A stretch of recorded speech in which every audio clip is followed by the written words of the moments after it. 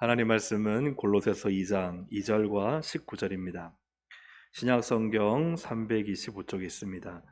골로새서 2장. 아멘. 할렐루야. 아멘. 하나님의 기쁨이 넘치시기를 주의 이름으로 축복합니다. 네. 무거운 모든 짐을 오늘 이 예배 가운데 벗어놓고 기쁨과 평안과 상쾌함으로 또 한 주를 시작할 수 있기를 주님의 이름으로 축복합니다. 오늘 찬양을 드리면서요, 진짜 우리의 모든 무거운 짐을 벗을 날은 마지막 날 주님이 오실 때다 하는 그런 또 마음의 생각이 났어요. 우리가 십자가를 지고 인생을 살아갈 때 그 십자가가 참 힘들고 어렵고 또 때로는 지기 고통스러울 때가 있지만, 그러나 마지막에 주님 앞에 벗어놓을 십자가가 있어야 그날이 바로 영광의 날인 줄로 믿습니다.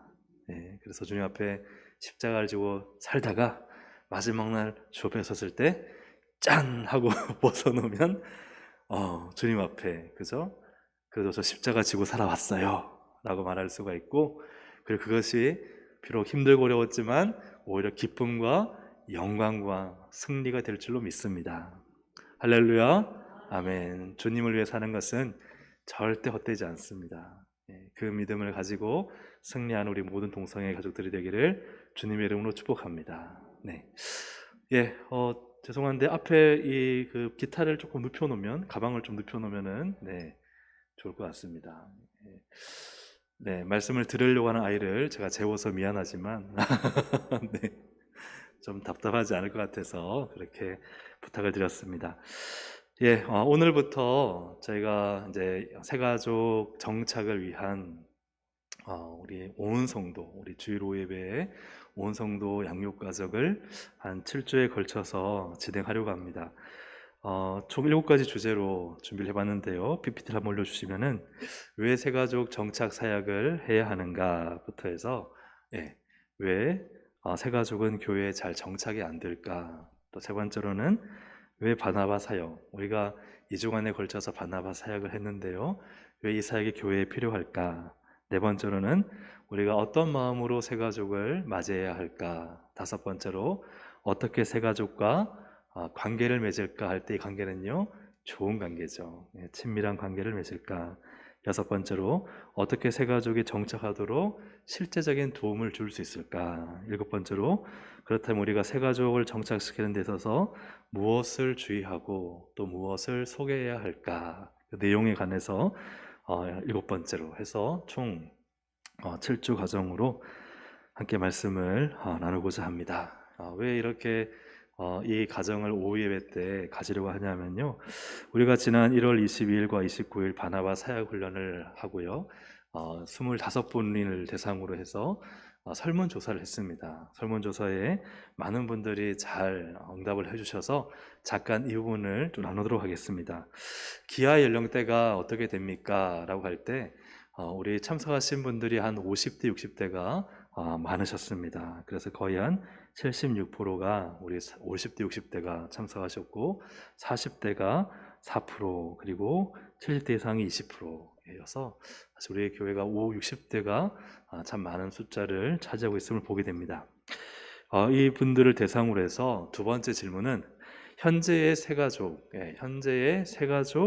정착 사역이 잘 되고 있다고 생각하십니까? 할 때 보통이다가 57%고 잘 되는 편이다 13%도 잘 된다, 매우 잘 된다 3%에서 보통 한 70% 이상은 그래도 우리가 아주 보통 이상 잘하고 있다, 이런 평가가 있습니다. 우리 또 새가족부와 또 많은 성도들이 애쓰고 수고해서 다들 그래도 새가족 정착이 보통 이상으로 잘 되고 있다, 그렇게 우리가 보여집니다. 이번에 두 번에 걸쳐서 바나바 교육을 이렇게 평가했는데요, 100%다 유익했다, 그 중에서 매우 유익했다가 60%가 될 정도로 두 번에 걸친 바나바 사역 참석하신 분들이 다 만족했고요.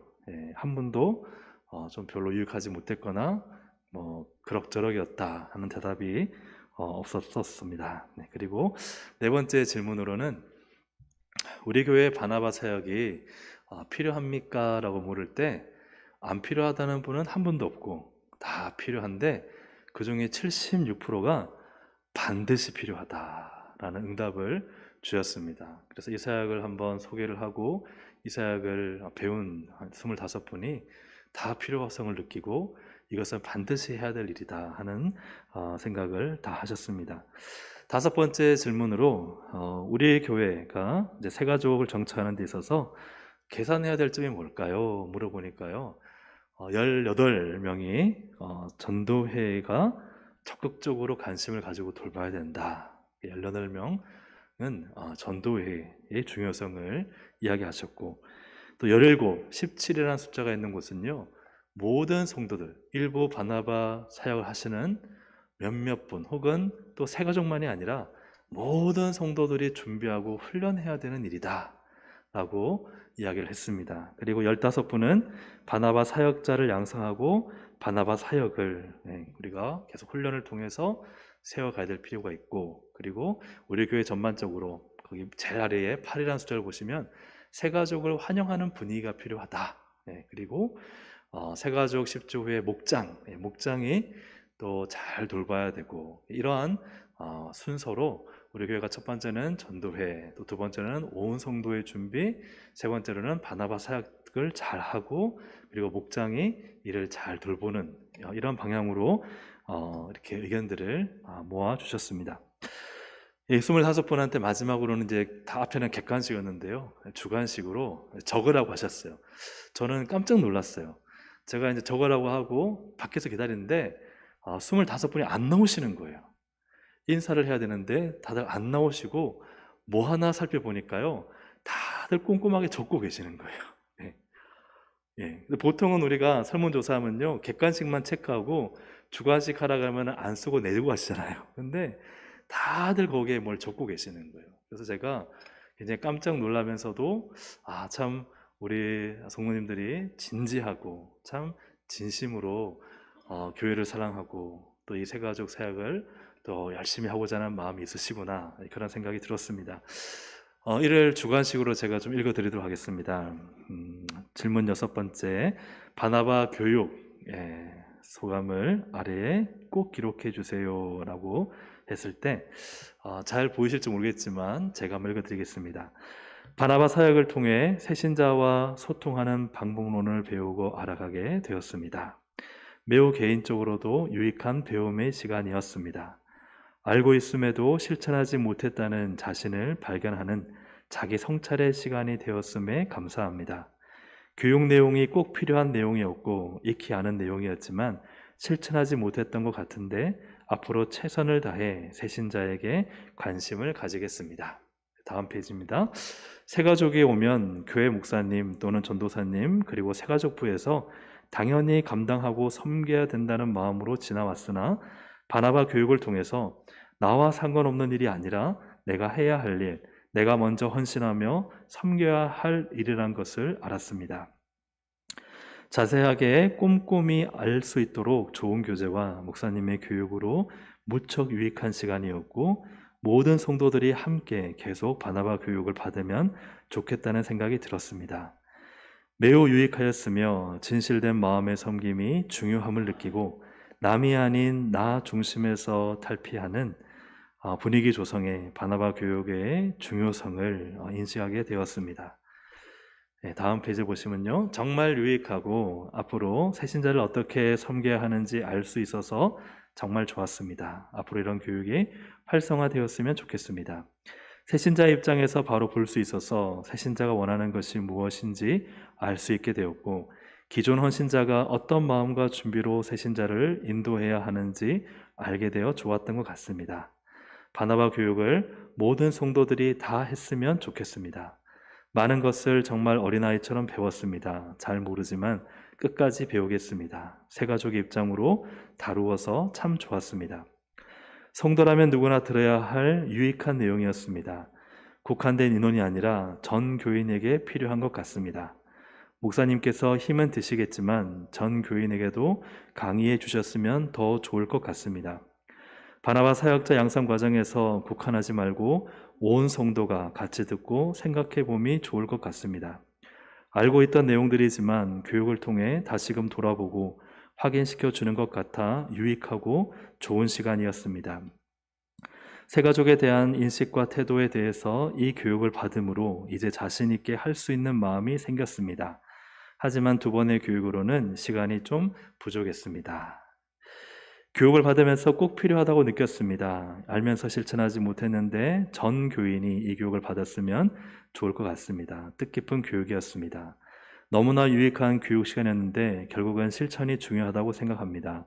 바나바 사역이 잘 정착될 수 있도록 헌신하는 다짐이 힘이 되게 기도하며 교회에 꼭 필요한 바나바 사역을 사명으로 생각하고 참여합니다. 꼭 필요한 교육이고 계속 진행해야 되며 섬기는 일에 최선을 다해야 한다고 생각합니다. 참 재미있었습니다. 몰랐던 부분들을 교육을 통해 많이 알게 되어 참 유익하고 복되고 지혜를 얻는 시간이었습니다.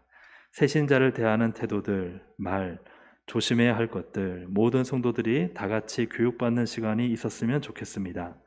시간이 되어서 참석했는데 제 자신에게 너무나 유익이 된 시간이었습니다. 좋은 교육해 주셔서 감사합니다. 목사님 수고 많으셨습니다.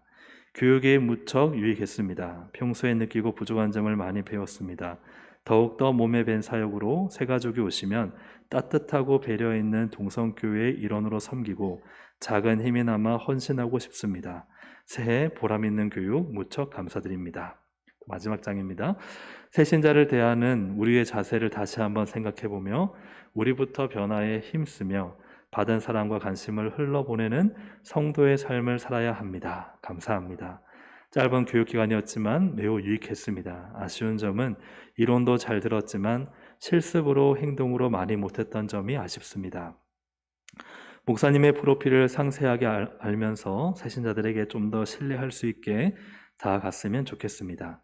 먼저 나 자신부터 마음을 열고 새신자에게 가깝게 다가가서 좋은 친구가 되어주고 새신자의 형편을 잘 살펴서 필요를 채워주고 부담 없이 편안한 관계를 가져야 되겠습니다. 네. 이렇게 평가를 다 쓰셨는데 다 교육을 받으신 다음에 본인이 다 이렇게 쓰신 내용들을 이렇게 한 군데 모았습니다. 이 중에서 모든 성도들, 전 교인이 이 교육을 다 받았으면 좋겠다는 분들이 꽤 많았습니다. 한 7분 이상 정도가 전 교인이 교육을 받았으면 좋겠고 이 교육이 꼭 필요한 교육입니다 하는 의견들을 내주셨고 또 무엇보다 이 교육이 유익했다. 참 이렇게 신앙생활하고 교회 생활하는데 유익한 교육이다라고 말하는 분들이 한 12명 정도 돼서 많은 분들이 이 교육이 매우 유익하고 그리고 또 이 교육은 단지 소수의 분들만 필요한 게 아니라 온 성도가 사실은 다 받아야 할 교육이다. 이런 의견들을 내셨는데 절대 제가 이렇게 옆구리 찌르거나 설문조사하기 전에 이렇게 쓰라고 한 적은 전혀 없습니다. 네, 전혀 그런 의도된 게 아니라 이 교육을 받으신 우리 성도님들이 아마 이게 참 좋은 또 필요한 교육이라고 여기셔서 그래서 제가 그러면은 우리가 사실 바나바 사역하시는 분들이 계시지만 뭐 바나바 사역하시는 분들은 또 하시더라도 누구나 사실은 또 바나바 사역자가 될 수 있고 또 우리 교회 전반적으로 필요한 교육이기 때문에 제가 교육을 하는 게 좋겠다 생각해서 앞으로 한 7주, 한 2달 동안은 우리 바나바 사역했던 내용들을 이 오해 예배 시간에 차근차근 하나씩 나누려고 합니다. 이 교육을 통해서 무엇보다 나 자신이 성장할 수 있기를 주의 이름으로 축복합니다.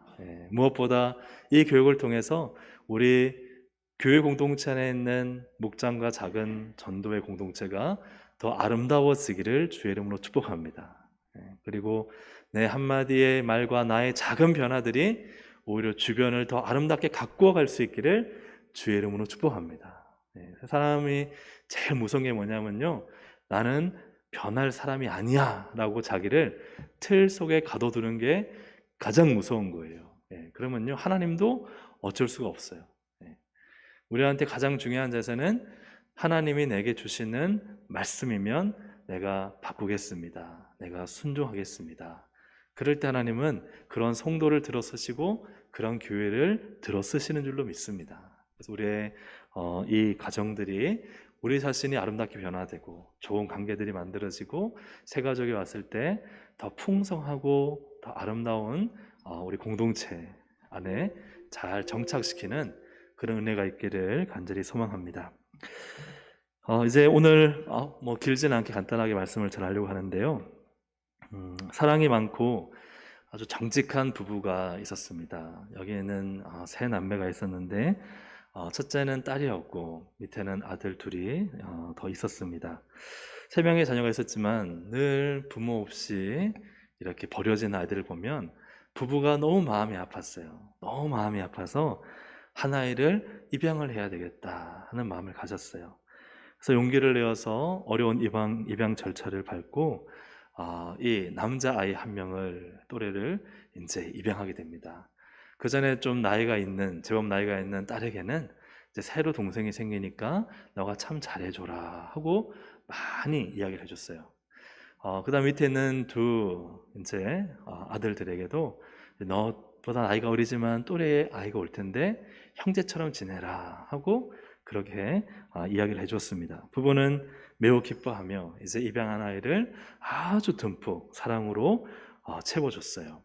얼마나 사랑이 필요했겠어요. 그죠? 이 아이가 혼자서 버림받아 지내다가 왔으니 정말 온갖 사랑을 다 주고 뭐 부모의 사랑 아낌없이 줬어요. 이 부모의 마음을 아는 첫째 딸도요. 이 들어온 그죠? 셋째 동생을 진짜 내 친동생처럼 아끼고 부모처럼 정성껏 돌봐줬습니다. 근데 문제는 이 아이와 한 방을 쓰는 형제들이 문제인 거예요. 매일 같이 생활하고 또 매일 같이 공부도 하고 또 매일 같이 사실은 놀아야 되는 이 두 명의 남자 아이들이 이 자기보다 나이가 어리지만 들어온 입양된 아이를 받아들이지를 못하는 거예요.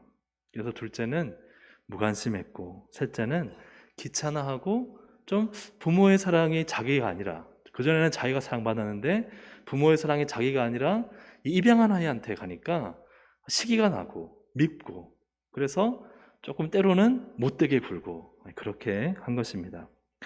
부모님이 직장에 가고 또 맞이인 누나도 늦게 들어오면 항상 이 두 명의 형제는 딸 아닌 딸을 지키고 그리고 때로는 말도 거칠게 하고 그리고 관심 가지지 않고 마치 다른 사람인 것처럼 이 입양한 아이를 대했습니다.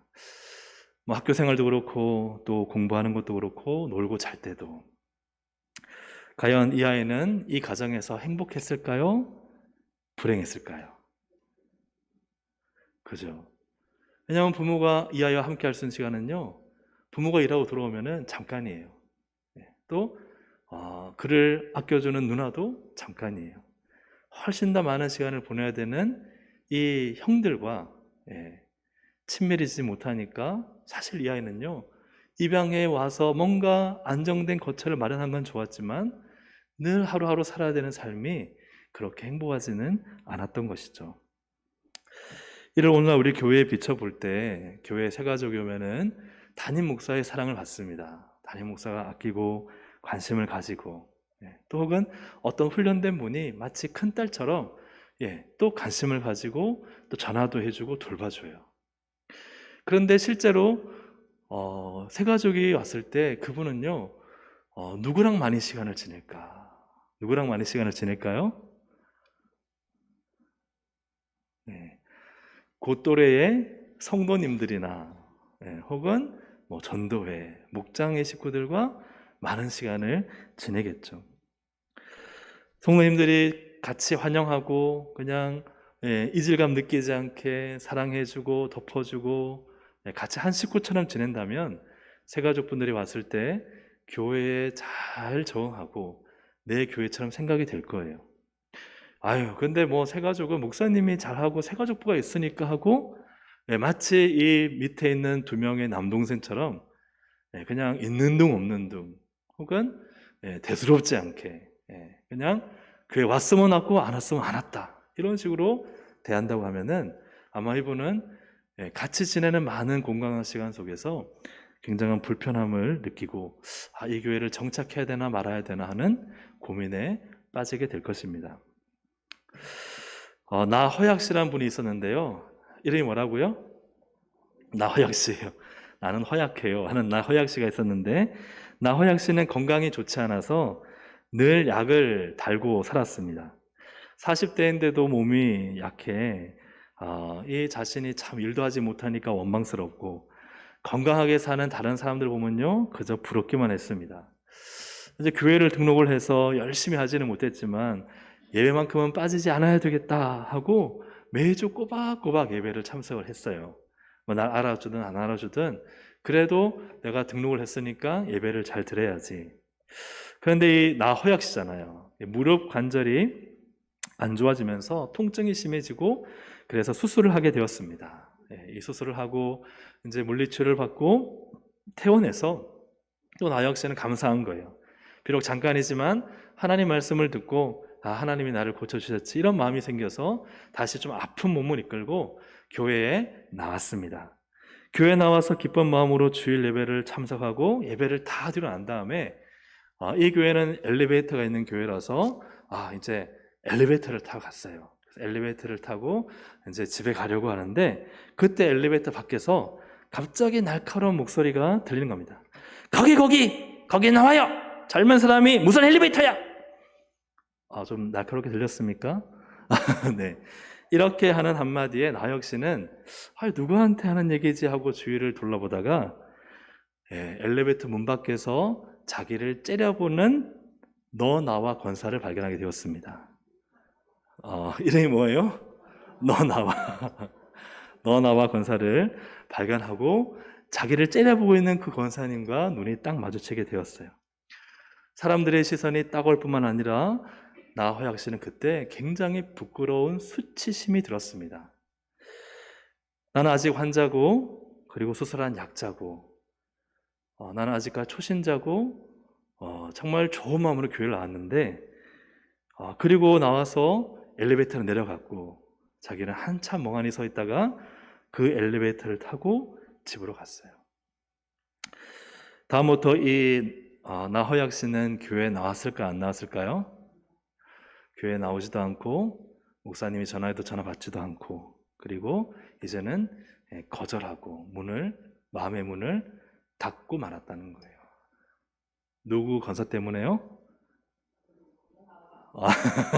네. 너 나와 권사 때문에. 우리가 잘 아는 무서운 경고의 말씀이 있습니다. 마태복음 18장 6절 7절을 함께 읽겠습니다. 시작. 누구든지 나를 믿는 이 작은 자 중 하나를 실족하게 하면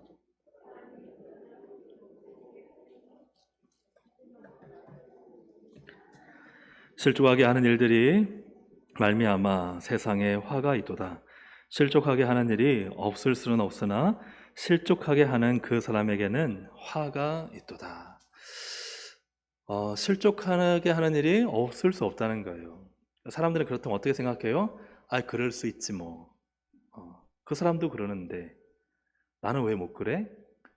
그런데 주님은 뭐라 말씀하세요? 실족하게 하는 그 사람에게는 뭐가 있도다? 화가 있도다. 그래서 오죽하면 연자맷돌을 목에 달아서 바다에 빠뜨려 지는 게 낫다 라고 말할 정도로 주님은 한 사람을 실족하게 하는 일에 대한 굉장한 경고의 메시지, 엄중한 심판의 말씀을 하고 계시다는 사실입니다. 근데 사람들은요, 실족하게 하는 일이 없을 수 없다고 생각하니까 다 그럴 수 있지 뭐, 나만 그런가? 그렇게 생각하며 자기를 합리화하고 그리고 자기를 그렇게 구렁이 담 넘어가듯이 슬그머니 빠져버리는 거예요. 근데 주님은 그렇게 말씀하지 않으세요. 실족하게 하는 사람에게는 화가 있도다 라고 말씀하고 있습니다. 그렇기 때문에 우리가 이 새가족 정착 사역을 잘 배우는 것은 단지 교회의 숫자를 늘리는 것이 아니라요, 내가 하나님 앞에서 한 영혼을 바르게 대하는 방법을 배우고, 그래서 하나님 앞에서 화를 당하는 것이 아니라 칭찬받는 자리에 서기 위함입니다. 아멘입니까? 아멘. 그래서 이 과정을 보면서 참 내가 그래도 말씀대로 잘하고 있다 생각하면요, 더 잘하시면 됩니다. 하지만 이런 면이 나에게 부딪힐 때요, 실족하게 하는 일이 다 있을 수 있지 뭐, 나만 그런가? 라고 생각하지 마시고 하나님 앞에 회개하고, 주님, 제가 실족시키지 말아야 되는데 제 말로 너 나와 있습니다. 용서해 주십시오. 회개하고요. 이제는 그렇게 하지 않으면 되겠죠. 그래서 오늘부터 해서 이 7주 동안 이 훈련을 통해 내가 참 건강한 크리스찬으로, 또 하나님이 원하시는 기뻐하시는 성도로 설 수 있는 정말 좋은 은혜가 있고, 그것을 통해서 정말 좋은 영향력을 끼칠 수 있는 그런 놀라운 변화가 있기를 주의 이름으로 다시 한번 축복합니다. 오늘의 주제는 왜 새가족 정착 사역을 해야 할까입니다. 첫째는 교회의 존재 이유입니다. 새가족 정착이 필요한 이유는 교회가 뭐 하는 이유예요? 존재하는 이유예요. 교회는 기존 성도들을 잘 양육해서 그냥 기존 성도들끼리 우리 교회는 50명이 멤버야, 그럼 50명끼리 한번 평생 잘 살아보자 하기 위해서 모인 그런 기관이나 공동체가 아니라는 거예요. 교회는 끊임없이 세상의 영혼을 살려내기 위해 만든 구조선입니다. 구조선. 그렇기 때문에 우리가 존재해야 되는 이유는 새가족을 어떻게든 살려서 교회에 정착시키고 예수 믿는 사람으로 세우고 주님의 귀한 제자로 세우는 것이 교회의 사명이기 때문에 새가족 정착 사역은 정말 중요한 교회의 본질적인 사역이다 하는 것이죠. 사도행전 2장 47절 함께 읽어보겠습니다. 시작. 하나님을 찬미하며 또 온 백성에게 칭송을 받으니 주께서 구원받는 사람을 날마다 더하게 하시니라. 아멘. 구원 얻는 사람을 어떻게 더하셨어요? 날마다. 늘 하나님은 구원받는 사람을 교회로 보내주시길 원하시는 거예요. 날마다 구원받는 사람이 있는 것이 주의 뜻입니다. 그래서 어떤 교회는요, 너무 교회가 이제 꽉 채워져서 예배당도 없고 예배실이 부족하고, 그리고 이 성도가 좀 친할만 하면은 너무 많이 들어오니까 행복한 고민을 하는 거죠. 우리도 좀 이렇게 정제해서 들어오면 좋겠다. 우리끼리 좀 할 시간도 부족한데 늘 새가족 돌보니까 우리가 힘들다. 그렇게 생각하고 마음을 가질 수도 있지만, 그러나 주님의 뜻은요, 그렇지 않아요. 새가족이 날마다 들어와서 믿음의 사람으로 세워지는 것이 주님의 뜻이고, 그것이 교회의 존재 이유예요. 사실은 이걸 반대로 뒤집어 생각하면은 우리 목장에 한 명도 1년 동안 전도하지 않았고, 우리 전도회에 1년 동안 한 명도 전도회에 들어와서 새가족에 대해서 정착한 분이 없고, 나의 한 2년, 3년 동안에 내가 한 명도 새가족을 전도해서 정착시킨 사례가 없다면 이게 사실은 주님의 일하심과 역행하고 있는 거죠. 순행한다면 어떻게 돼요? 순행한다면 날마다 구원 얻는 사람이 더해지는 목장, 더해지는 전도회, 더해지는 교회, 또 더하는 인생을, 성도의 신앙을 사는 게 정상이겠죠. 아멘입니까? 아멘. 제가 기가 좋아서 7분 얘기하신 것 같아요. 아멘입니까? 아멘. 왜 새가족 정착 사역을 해야 되는가? 두 번째로 교회의 완성 과정입니다. 완성 과정. 말씀을 한번 읽어보겠습니다. 골로새서 2장 2절 19절, 오늘 본문의 말씀인데요, 우리 화면을 보시면서 같이 한번 읽어보겠습니다. 시작. 이는 그들로 마음의 위안을 받고 사랑 안에서 연합하여 확실한 이해의 모든 풍성함과 하나님의 비밀인 그리스도를 깨닫게 하려 함이니, 온몸이 머리로 말미암아 마디와 힘줄로 공급함을 받고 연합하여 하나님이 자라게 하심으로 자라느니라. 아멘. 교회에 들어온 성도들이요, 마음의 위안을 받습니다. 위로를 받고 함께 교회 안에 사랑하면서요, 연합합니다. 연합해요. 새로운 분이 왔을 때 기존의 교회 성도들과 정말 잘 다시 짜여집니다. 그래서 참 어떤 공동체가 건강한 공동체인가 보면요, 이렇게 쭉 모여서 우리 기도합시다, 우리 손잡고 기도하는 게, 둥그렇게 손잡고 기도할 때요, 손잡고 기도하다가 누가 오면요, 빨리 손을 풀면서 들어오라고, 같이 기도하자고, 그렇게 하는 공동체. 근데 막 손잡고 있는데 막 우리끼리 이건 열심히 하지만 누가 왔는지 신경 쓰지 않고, 누가 갔는지 신경 쓰지도 않고, 그냥 우리끼리만 열심히 기도하는 공동체. 물론 기도하는 건 좋지만, 그러나 연합하는 공동체인가? 한 세 사람이 왔을 때 다가가서 손 내밀어 주고 같이 무리에 끼어들어서, 만약 우리가 대화 중에 있다면 새로운 분은 그 대화의 내용을 알아요, 몰라요? 알아요, 몰라요? 이분이 영역이 뛰어난 분이어서 오자마자 이 앞에 한 2, 30분 동안 했던 얘기를 다 알고 있다면 그런 분이라면 아무도 없겠죠. 다 2, 30분 정도 얘기하고 있을 때 누군가 들어오면은 이분은 끼어 들어오게 됐지만 대화가 어느 방향으로 어떤 내용을 하는지 알아요, 몰라요? 몰라요. 어떻게 해야 될까요? 앞에 있었던 얘기를 누군가가 설명을 해줘야 돼요. 집사님, 우리 지금 이런 얘기하고 있었어요. 그분이 우리의 대화와 모임과 관계 속에 들어올 수 있게 해줘야 돼요. 들어올 수 있게. 그런데 여러분이 만약에 누군가가 대화하고 있는데 들어갔어요. 자기들끼리는 재밌게 얘기해요. 막 호호호 웃고 막 알아 눈빛 맞추면서 얘기하고 있는데 나는 이게 아무리 들어도 무슨 얘기인지 모르겠어. 그럼 어떻게 될까요? 그냥 목석처럼 앉아 있다가 그 다음부터 어떤 생각할까요? 언제 내가 자리에서 일어날까? 한 번도 경험 안 해보신 분처럼 저를 보는데, 여러분 그렇지 않아요?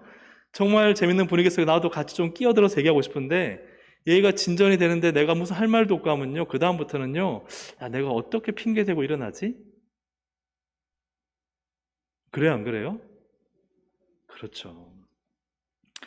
사랑 안에서 연합하여, 사랑으로 서로 연합하여 확실한 이의 모든 풍성함과 하나님의 비밀인 예수 그리스도를 깨닫는 이 모든 과정을 통해서 19절에 있는 말씀처럼 연합하여 하나님이 자라게 하심으로 자라느니라. 그래서 성장해서 완성을 향해 나가는 거예요. 교회는 한 사람만 열심히 달려서 완성되어져 가는 게 아닙니다. 교회는 함께 지어져서 완성되어져 가는 거예요.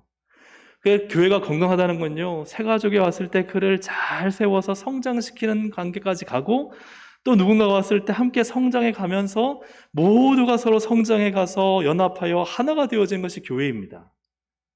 누구 한두 사람 특출나게 잘한다고 해서 교회가 운영은 될 수 있어요. 어떤 분이 헌금 많이 내서 그냥 이분이 헌금 내니까 교회 운영에 문제가 없을 수 있습니다. 또 어떤 분이 열심히 봉사해서 이 한두 분만 있으면 교회가 운영될 수도 있어요. 이분이 사방팔방 다 뛰어다니면서 다 간섭하고 다 봉사하면 될 수 있어요. 그러나 그것이 주님이 생각하는 아름다운 교회 모습은 아니에요. 교회는 한 분 한 분이 다 같이 주 안에서 연합해서 지어져 가고 성장해 가야 돼요. 그래서 교회는요, 앞에 막 100m 달리기에 막 1등으로 뛰어가는 게 아니에요. 100m 달리기 1등으로 뛰어가는 것이 아니라 교회는 등산이에요, 등산. 등산. 그래서 앞장서서 가는 사람이요, 늘 뒤에 오는 누군가를 체크해 줘야 돼요. 아유, 저기 새 가족은 멀리 뒤떨어져 있지 않나? 우리 전도회 식구는 누구는 요즘 왜 교회 안 나오나? 다 체크해가면서 등산할 때는 여러분 특별하게 다치지 않는 이상은 정상까지 함께 가요? 따로 가요? 그렇죠. 제가 옛날에 관악산, 서울에 관악산 있잖아요. 관악산도 꽤 높은 그 산에 악이 들어가면은 이 악한 산이거든요. 산에 악이 들어가면 이게 무서운 산이에요. 제가 몰랐었어요. 따라갔다가 관악산에 올라갔는데 힘들었어요. 힘들었는데 어떻게든 올라가서 거기서 뜨거운 물을 보온통에 넣어가고, 그리고 컵라면을 가져가서 그 보온통에 있는 뜨거운 물을 컵라면에 넣고, 그리고 준비한 김밥을 꺼내서 한 5분 뒤에 그것을 먹는데, 정상에서 먹는 김밥과 컵라면 맛이 이렇게 맛있구나 하는 걸 깨닫고, 그리고 그 다음에 또 커피를 한 잔 뜨거운 물에 다 마시면서 그 올라왔던 모든 그 수고와 내가 중간에 하산할까 했던 마음들이 싹 사라지며 함께 고군분투해서 올라갔던 이 동지의 기쁨을 누렸던 경험이 있습니다. 우리가 함께 올라가는 거예요. 함께 올라가서 함께 정상에서 함께 기쁨을 누리는 것이 바로 교회 공동체라는 거예요. 한두 사람이 1등하기 위해서 여기 땅 하면은 누군가는 쌩 달려나가서 1등하는 것이 교회가 아니라 함께 한 걸음 한 걸음 기다려주기도 하고 밀어주기도 하고 짐을 덜어주기도 하면서 사랑 안에 연합하여 함께 지어져 가는, 그래서 새가족이 왔을 때 새가족을 잘 세워서 함께 등산 코스를 천천히 가더라도 기다려주고 인내하며 함께 정상에 올라가는 것이 완성이란 거예요. 완성. 그것이 교회의 완성 과정이에요. 세 번째로 교회의 생명 공급입니다. 무엇을 공급한다고요? 생명을 공급한다. 사도행전 11장 22절과 26절을 함께 읽어보겠습니다. 시작. 예루살렘 교회가 이 사람들의 소문을 듣고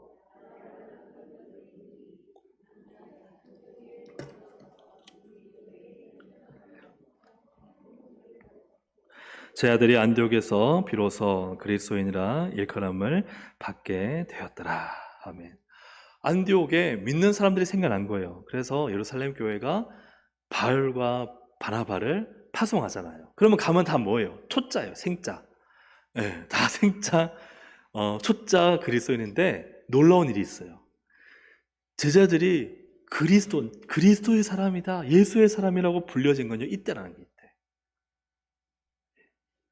예루살렘 교회에서 그리스도인이라 부름받은 게 아니라 생자들이 모인, 초자들이 모인 이 안디옥 교회에서, 물론 하나님을 알 수 있죠. 하나님을 알 수 있고 요한의 세례를 받을 수 있습니다. 그러나 그들이 예수의 복음을 듣고 예수 안에서 믿음으로 세워져서 예수의 사람이라고 불려진 이 사역은요, 예루살렘 교회처럼 오래된 교회, 처음의 교회가 아니라 그냥 바울과 바나바가 생초자들을 데리고 복음으로 사역하고 예수를 선포하고 그 안에서 정말 교회를 세우고자 했었던 거기에서 처음으로 그리스도인이라는 칭호가 붙였다는 거예요.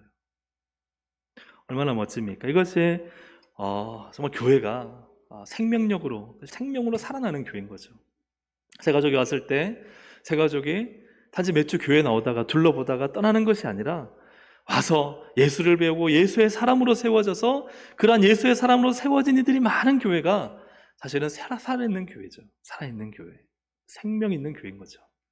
그래서 우리가 이 새가족 사역을 잘 집중해서 한 분을 잘 세워서요. 우리 아마 많은 경험들이 있으시잖아요. 내가 그때 한 50년 전에 전도했던 그분이, 50년은 너무 먼가요? 한 30년 전에 전도했던 그분이 지금 예수 잘 믿어서 집사 되고 권사 되고, 그때 와서 교회 나오신 분이 한수 집사 되고, 예를 들어 장로가 된다면, 또 혹은 그 자녀들 중에 누군가가 안 믿었었는데 그 부모가 교회 나오면서 그 아이도 따라 나와서 나중에 목사가 되고, 그런 주님의 일들이 난다면요, 여러분 얼마나 이것이 감격스럽고 기쁜 일입니까? 할렐루야, 아멘. 그 안에 생명 역사가 있고 하나님의 복음의 일들이 일어나고 있기 때문에 그것이 우리 교회의 힘이고 능력이라는 사실입니다. 사랑하는 여러분, 우리 교회가 한 영혼을 잘 세워서 믿음의 일꾼을 세우면 우리 주님 앞에 갔을 때 그거 칭찬받는 거 아니겠습니까? 그거 칭찬받는 거죠. 오늘 그러한 칭찬을 받는 우리 모든 동생 가족들이 되기를 주의 이름으로 축복합니다. 그렇기 때문에 우리가 이런 훈련도 받고 복음의 기초반도 하고 계속 내가 성장을 해야 돼요. 자꾸 배우고 자꾸 훈련되어져서 내가 그리스도의 장성한 분량으로 가까워져야 누군가를 그렇게 이끌어갈 수 있는 겁니다. 내 성장이 한 20년 전에 멈춰졌어요. 주일학교 때 성장하고는 성장하지 않아요. 한 5년 전에 성장하고는 그때 많이 성장했어요. 근데 성장하지 않아요. 그러면요, 계속해서 누군가를 세워나갈 힘이 나에게 없어요. 여력이 없어요. 지금 오늘 내가 성장한 만큼 누구에게 도움을 줄 수 있는 겁니다. 오늘 내가 말씀의 은혜를 받은 만큼 누구에게 그 말씀의 은혜를 나눌 수 있는 것이죠. 내가 오늘 기도의 응답을 받은 만큼 누군가에게 집사님 기도해 보세요, 하나님 역사하시라고 말할 수 있지, 그 기도의 응답이 가물가물하면요, 나도 기도 안 하는데 누구에게 기도하라고 말할 수 있겠습니까? 내가 오늘 어떠한 환경 속에서 사명을 위해 열심히 달려가는 성도는요, 쓰러져 있는 성도에게 힘을 내 달려가자라고 말할 수 있지만, 내가 축 처져가지고 내가 그냥 땅바닥에 기어가고 있는데 누워져 있는 사람한테 일어나라고 나도 말 못하죠. 그러므로 오늘 내가 달리지 않고 오늘 내가 성장하지 않고 오늘 내가 뭔가 주를 위한 열심이 없다면요, 나도 죽는 거지만 남도 죽이는 거예요. 사랑하는 여러분, 성장에 목말라 하시기를 주의 이름으로 축복합니다. 정말 하나님을 향한 성장에 목말라 하고 변화가 되고 주의 뜻을 깨닫고 영이 살아있어야 내가 누군가의 영혼을 살릴 수가 있는 거예요. 도구가 될 수 있는 겁니다. 우리 동생 가족들이 이러한 멋진 삶을 사시기를 저도 기도하고 있습니다. 또 그렇게 사는 분들도 많습니다. 더 살아내시기를 주의 이름으로 축복합니다. 그러므로 새가족 정착 사역은 단순히 숫자만을 불리려는 사역이 아니라 교회가 존재하는 이유고 교회가 완성되어서 가는 과정이고 교회에 생명이 공급되는 생명 유지 장치입니다. 그렇기 때문에 새가족 사역은 정말 너무너무 중요한 사역이에요. 앞에 말씀드린 것처럼 아빠 엄마만 입양한 아이 키우면 되지 뭐, 누나가 저렇게 잘해주는데 하고 나는 관심 없어, 나는 안 놀아줘, 나는 같이 공부 안 해, 그러면요 새가족은 잘할 수가 없어요. 교회 연합할 수가 없습니다. 진짜 많은 시간을 보내는 우리 성도님들이 같은 나이 또래 전도회에서 또 전도해온, 그죠? 그분이 우리 목장이라면 더 관심을 가지고 더 옆에 달라붙어서 살갑게 대해줘야, 그래야 그분이 여기에 잘 심겨져서 잘하는 것이지, 그냥 왔나 보다 하고 한번 인사하고 혹은 인사도 안 하고 지나가면은 나와 상관없다는 거예요.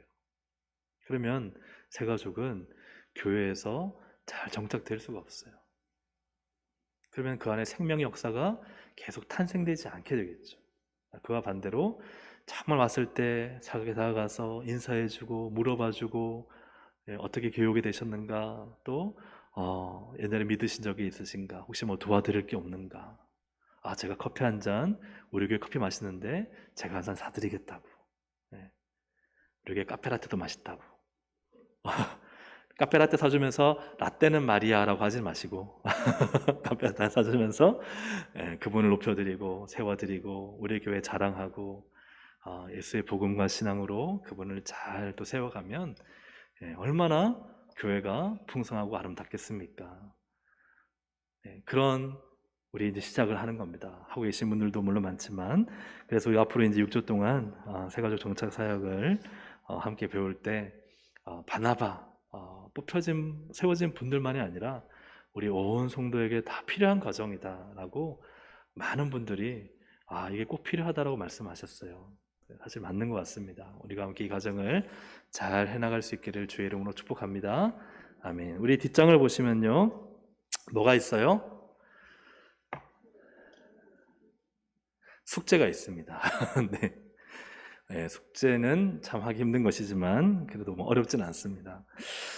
총 12가지의 질문이 있는데요, 12가지의 질문을 한번 집에 가셔서 체크하시면 되겠습니다. 그래서 새가족이 1번 문제를 보신다면, 새가족이 정착하지 못하는 것은 새가족의 책임이 더 크다고 생각한다 라고 하면 그렇다면 그렇다에 체크하시면 되고, 그런 것 같기도 하고 아닌 것 같기도 하면 거기에 체크하시면 되고, 아니다 라고 생각하시면 아니다, 세 군데 중에 한 군데를 체크하시면 됩니다. 그래서 1번부터 11번까지 체크해 주시면 그 밑에 총 개수가 있습니다. 총 개수, 그 개수에다가 개수를 적으시고, 내가 그렇다 한 게 몇 개인가, 그렇기도 아니기도 하다는 게 몇 개인가, 아니다가 몇 개인가 하고 개수를 적으시고, 그리고 거기다가 곱하기 점수를 하시면 그러면은 각 점수가 나오죠. 거기에 총 점수를 더하시면 다음 주에 오시면 그 부분을 함께 나누도록 하겠습니다. 그래서 한번 집에서 한번 해보시면 한 5분도 안 걸립니다. 한번 해보시면 좋겠습니다. 우리 시간